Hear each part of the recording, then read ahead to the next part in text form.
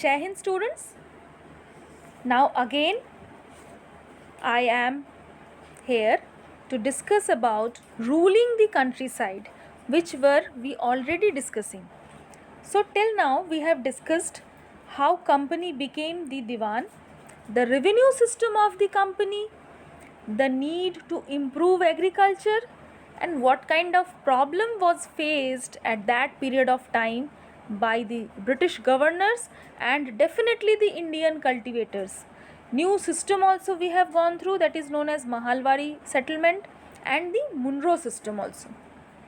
Now today we will discuss about the crops which was in demand in Europe but that was cultivated in India. So it was the time, beta, when the British also realized that the countryside could not only yield the revenue, it could also grow the crops that Europe required. So by the late 18th century, the company was trying its best to expand the cultivation of indigo and opium. In the century and half that followed, the British persuaded and forced the cultivators of India to produce other crops which they had a demand. For example, jute in Bengal, tea in Assam, sugarcane in United Provinces, now it is known as Uttar Pradesh or UP, wheat in Punjab, cotton in Maharashtra and Punjab, and rice in Madras, that is Chennai. Now you can see both the images, the Moorish cotton print and the Kalamkari cotton print. In both the images you will notice one thing is common, and that is a rich blue color which is commonly called indigo. The blue that you can see in this print was produced from a plant called indigo. It is likely that the blue dye used in the Moorish print in the 19th century Britain was manufactured from the indigo plant, and that was cultivated in our country, India. And India was the biggest supplier of indigo in the world at that time.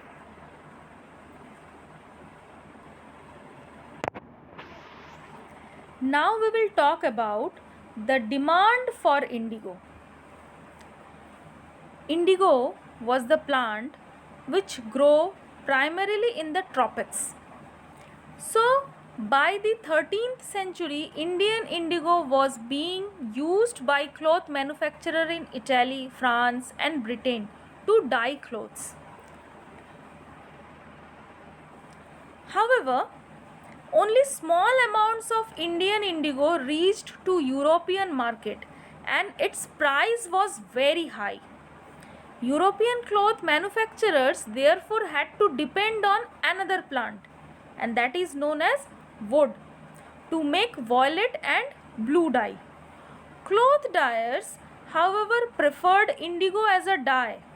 Indigo produced a rich blue color, whereas the dye from wood was pale and dull. So, by the 17th century, European cloth producers persuaded their government to relax the ban on indigo import. The French began cultivating indigo in the Saint Domingue in Caribbean island, the Portuguese in Brazil, the English in Jamaica and the Spanish in Venezuela. Indigo plantation also came up in many parts of North America too. Now we will see the demand increased and the supplies from West Indies and America collapsed between the 1783 and 1789.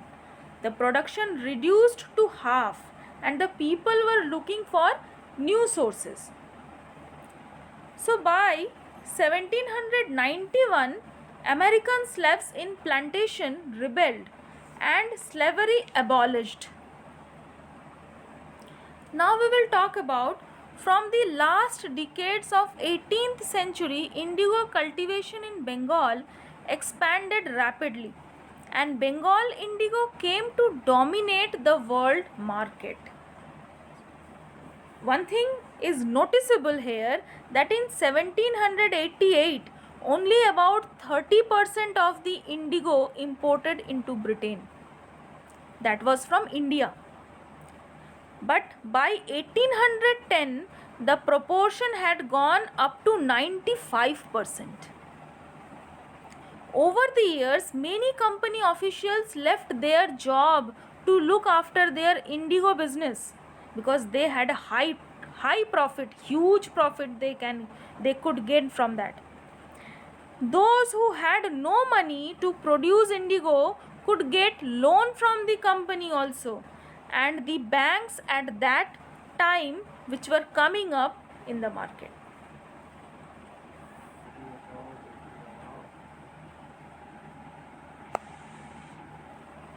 Now we will talk about indigo cultivation. There were two main systems of indigo cultivation, niche cultivation and Rayoti cultivation. Under the system of niche cultivation, the planter produced indigo in lands that he directly controlled, either bought the land or rented it from other zamindars, and produced indigo by directly employing hired laborers. But there were several problems in niche cultivation. First of all, the planters found it difficult to expand the area under niche cultivation. Indigo could be cultivated only on the fertile lands, and these were already densely populated. Planters needed large areas to compact blocks to cultivate indigo in plantations. That is why they attempted to lease in the land around the indigo factory and evict the peasants from the area.